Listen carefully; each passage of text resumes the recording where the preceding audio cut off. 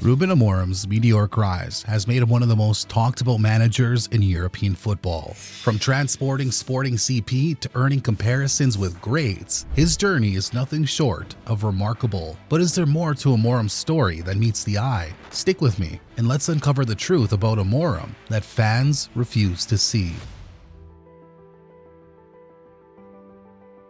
When news broke on October 28, 2024, that Erik ten Hag had been sacked by Manchester United, the fan reaction was clear: relief, and in many cases, joy. With United languishing in 14th place in the Premier League, only earning 11 points from 9 games, it felt like Ten Hag had exhausted his options. Scoring just 8 goals in 11 matches was unacceptable for a club of United's stature. While a small group of supporters still backed him, most felt it was time for a change. Ten Hag's arrival in May 2022 had initially sparked excitement. After leading Ajax to dominance in Dutch football, winning 3 Eredivisie titles and taking them to the Champions League semifinals in 2019, his reputation was strong. His ability to nurture young talent and implement an exciting style of play seemed perfect for a United team eager to return to glory. Ajax's stunning 13-0 victory over Venlo in 2020 had set ripples across Europe, and United fans hoped Ten Hag could inject that attacking flair into their team. But after a difficult second season, the club's struggles under his leadership were clear. In his first season, Ten Hag seemed to be building something special. A third-place Premier League finish, coupled with Carabao Cup and FA Cup victories, felt like progress. But the second season unraveled quickly. United slumped to 8th place, their worst league finish since 1990, crashed out of the Champions League group stage, and struggled to find consistency. Despite these setbacks, the club backed him in the summer, spending €205 million on players like Matthijs de Ligt and Manuel Ugarte. Yet the results just didn't improve, and frustration among fans hit a boiling point. While Pep Guardiola described Ten Hag as unlucky and Bruno Fernandes urged fans to remember his contributions, the cracks were too deep to ignore. Young stars like Alejandro Garnacho appreciated the opportunities he provided, but others like Jadon Sancho clearly struggled under his leadership. Now, with Ten Hag gone, Ruud van Nistelrooy has taken on the interim role, but all eyes are on the man stepping in permanently, Rben Amorim. Honestly, I can't help but feel a mix of excitement and caution. Will Amorim be the savior United has been searching for, or is this another gamble in a turbulent era for the club? Well, only time will tell. Rúben Amorim's rise as one of Europe's most promising young managers has been nothing short of impressive. Born on July 27, 1985 in Portugal, Amorim's football journey started as a player, but it was his work off the pitch that really turned heads. He played for clubs like Belgium, Benfica, Braga, and Al Wakra in Qatar, and was part of a solid Benfica side that clinched 3 league titles. He even made it into Portugal's 2010 World Cup squad. Unfortunately, a career-ending injury at just 32 years old forced him to hang up his boots earlier than expected. But that setback didn't slow him down. Instead, it pushed him toward coaching. Soon after retiring, Amorim went full speed ahead with his coaching career. He earned his badges quickly and landed his first managerial role at Casapia in 2018.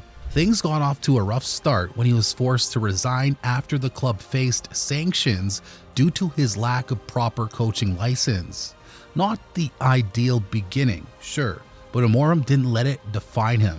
Instead, he took a step back and opted to manage Braga's reserve team, a decision that would lay the foundation for his success. Just 3 months later, in November 2019, he was promoted to manage the first team after they sacked Ricardo Sampinto, and from there, Amorim's star began to rise.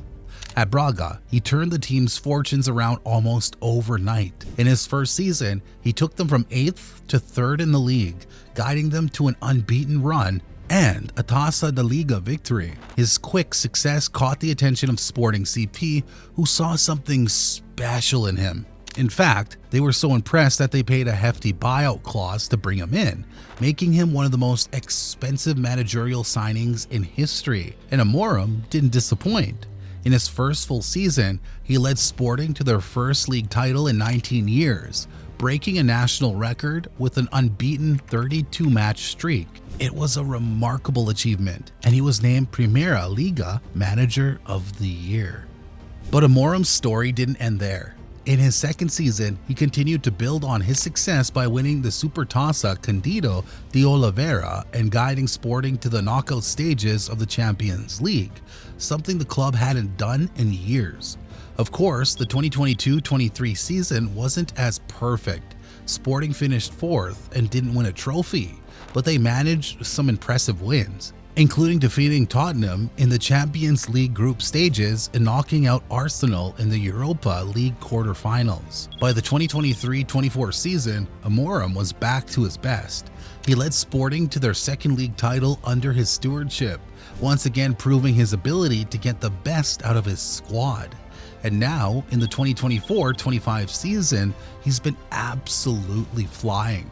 After a disappointing Super Cup loss to Porto, where they were leading 3-0 but ended up losing 4-3, Amorim's team bounced back with 9 straight wins in the Primera Liga. They've been the best attack in the league and also boast the tightest defense. In the Champions League, they're unbeaten, and everything looks set for another successful season. So when Manchester United came knocking after Erik ten Hag's sacking, Amorim seemed like the perfect fit. I remember when Pep Guardiola praised Amorim, saying he's a high-level coach. Look at what he's doing this season, unbeaten, winning in both the league and Champions League. It was clear that Amorim had earned the respect of some of the biggest names in football. However, his first game at Manchester United wasn't as smooth as everyone might have hoped. They played Ipswich Town at Portman Road, and despite starting strong with a goal from Marcus Rashford just 81 seconds in, the game ended in a 1-1 draw after Ipswich equalized just before halftime. It was a frustrating result for Amorim, but it also showed just how quickly he was demanding tactical discipline from his new players. I think it's fair to say that Amorim was frustrated by the lack of attention to detail in the first half. Former England international Owen Hargreaves pointed out that Amorim wasn't happy with the Lowe's positioning, and after the match, Amorim was very vocal about what needed to change. We have two ways. We can either just try to win games without taking risks, or we embrace these challenges now and risk it. If we don't, we'll be in the same situation next year, he said.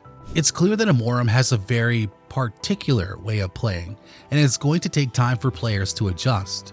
After all, he's asking them to make tactical shifts that may be uncomfortable in the long term, but could pay off in the long run. As he said, the players will be confused at times, but we have to address the new ideas now and improve. It's that kind of honesty and determination that excites me about his future at United. If he can implement his vision effectively, we could be looking at a real transformation. With Rben Amorim's tactical vision and ability to adapt, do you think he's the right manager to bring Manchester United back to their former glory, or will the challenges of the Premier League prove too much for him?